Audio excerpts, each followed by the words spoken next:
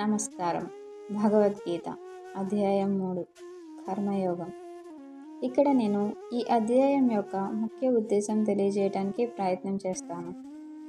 శ్రేయాన్ స్వధర్మో విగుణః పరధర్మాత్ స్వనుష్ఠితాత్ స్వధర్మే నిధనం శ్రేయః పరధర్మో భయావహః. వేరొకరి ధర్మాలను నిర్వహించడం కంటే దోషంతోనైనా స్వధర్మాలను నెరవేర్చడం ఉత్తమము. స్వధర్మ నిర్వహణలో మరణము అయినా మంచిది, ఎందుకంటే ఇతరుల మార్గమును అనుసరించడం ప్రమాదకరమైనది. కొన్నిసార్లు మనం మొహమాటంతోనూ భయంతోనూ లేదా పక్క వాళ్ళు ఏమనుకుంటారో అనే సందేహంతోనూ మనకు నచ్చిన పని చేయడానికి లేదా ఇష్టమైన వృత్తిని ఎంచుకోవడానికి వెనకాడుతూ ఉంటాం. అలాంటి పరిస్థితుల్లో పక్క వాళ్ళు ఏదైనా చెబితే వినో లేక ఇతరులు ఎలా చేస్తున్నారో చూసో వారిని అనుకరించడానికి ప్రయత్నిస్తూ ఉంటాం. సరిగ్గా అలాంటి ఒక స్థితిలో ఎలా ఆలోచించాలో ఈ శ్లోకంలో శ్రీకృష్ణుడు అర్జునుడికి చెప్తున్నాడు. మనకు సహజంగా వచ్చిన పనిని కొంచెం తప్పులతో చేసినా అది ఎంతో మేలు.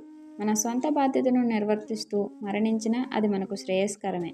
కానీ వేరొకరి దారిని ఎంచుకోవడం చాలా ప్రమాదకరం అని ఇక్కడ ఉద్దేశం. ప్రతి మనిషికి ఒక ప్రత్యేకమైన నైపుణ్యం లేదా స్వభావం ఉంటుంది. దానిని మనం అనుసరించాలి. నీకు సహజంగా ఏది వస్తుందో, నీ బాధ్యత ఏంటో దానిని చెయ్యి. అది కొంచెం తక్కువగా అనిపించినా సరే, అది నీకు మాత్రమే సొంతం. ఇంకొకరిలా ఉండాలని ప్రయత్నిస్తే అది నీకు భయాన్ని, అశాంతిని మిగులుస్తుంది. కొన్ని ఉదాహరణలుగా చెప్పాలి అంటే, చదువు, కెరియర్ విషయాల్లో మీ స్నేహితుడు లేదా బంధువు సాఫ్ట్వేర్ ఇంజనీర్ అయ్యి లక్షల్లో సంపాదిస్తున్నాడని నీకు అస్సలు ఇష్టం లేకపోయినా ఆ దారిలోకి వెళ్తే మీరు పనిలో ఎప్పుడూ ఒత్తిడిగానే ఉంటారు. అదే మీకు వంట చేయడం లేదా పెయింటింగ్ వేయడం ఇష్టమైతే అందులో మీరు తక్కువ సంపాదించినా కూడా మానసిక ప్రశాంతత ఉంటుంది. ఇక్కడ పెయింటింగ్ అనేది మీ స్వధర్మం, సాఫ్ట్వేర్ అనేది పరధర్మం. ఈ రోజుల్లో సోషల్ మీడియాలో చూసి ఎవరో ఎక్కడికో వెళ్ళారని లేదా ఎవరో ఏదో కొన్నారని మనం కూడా అలా ఉండాలని అనుకోవడం పరధర్మం. వారి జీవితం వేరు, మీ జీవితం వేరు. మీకున్న వనరులతో మీరు సంతోషంగా ఉండడం మీ స్వధర్మం. అలాగే కుటుంబంలో ఒక తండ్రిగా లేదా తల్లిగా మీ పాత్రను మీరు నిర్వహించాలి. పక్క వాళ్ళు ఫ్రీగా ఉన్నారు, నేనెందుకు ఇన్ని బాధ్యతలు మోయాలి అని వారిలా ఉండాలని ప్రయత్నిస్తే కుటుంబ వ్యవస్థ దెబ్బతింటుంది. మీ బాధ్యతను మీరు లోపాలతోనైనా సరే ప్రేమగా చేయడమే శ్రేయస్కరం.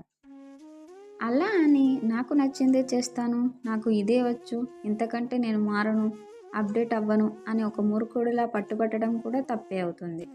కాలంతో పాటు మనము మారాలి. అయితే ఇక్కడ నేను ఎవరి గైడెన్స్ లేకుండా మీ కెరియర్ని ఎంచుకోమనో, కొత్త ప్రదేశాలను చూడకూడదనో లేదా ఖాళీగా ఉండకూడదు అనో చెప్పడం లేదు. నేను చెప్పాలనుకుంటున్నది, మనం ఏ స్థితిలో ఉన్నా ఉన్నత స్థితికి చేరుకోవాలని కష్టపడడం సహజమే, అది కరెక్ట్ కూడా. అయితే ఆ పోరాటం మనకు మనశ్శాంతి ఇచ్చేదిగా ఉండాలి. అంతేగాని మనల్ని మనం కోల్పోయి ఎవరో బాగున్నారని వారిని చూసి మనం కూడా మనకి సంబంధం లేకపోయినా అది చేస్తా అంటూ వాత పెట్టుకోవడం, దానివల్ల మన కుటుంబాల్లో సమస్యలు తెచ్చుకోవడం, కంపారిజన్స్ చేసుకుని మనల్ని తక్కువ చేసుకోవడం సరైనది కాదు అని నా ఉద్దేశం. ఎప్పుడు ఒకరిలా ఉండాలి అనుకుంటే ఇక మనం మనలాగా ఎప్పుడు ఉంటాం? నీ సహజ స్వభావమే నీ అతిపెద్ద బలం. ఆ నిజాన్ని ముందుగా నువ్వు గుర్తించాలి, నమ్మాలి. Be a first-rate version of yourself instead of a second-rate version of somebody else. అంటే ఎవరో ఒకరిలా మారుతూ వారిలో రెండో రకంలా ఉండటం కంటే నీలా నువ్వు ఉంటూ నీలోని మొదటి రకం ప్రతిభను బయటకు తీసుకురావడం ముఖ్యం. అర్జునుడికి శ్రీకృష్ణుడు ఇంకా ఏం బోధించాడో మనం 4వ అధ్యాయంలో తెలుసుకుందాం. అంతవరకు సెలవు. జై శ్రీకృష్ణ. నాకు తెలిసినంతలో మీకు చాలా సులభంగా వివరించే ప్రయత్నం చేశాను. ఈ ప్రయాణంలో ఏవైనా అక్షర దోషాలు ఉన్నా లేదా ఉచ్చారణ దోషాలు ఉన్నా మన్నించగలరు. Stay tuned to YP Vlogs for more videos. Thank you.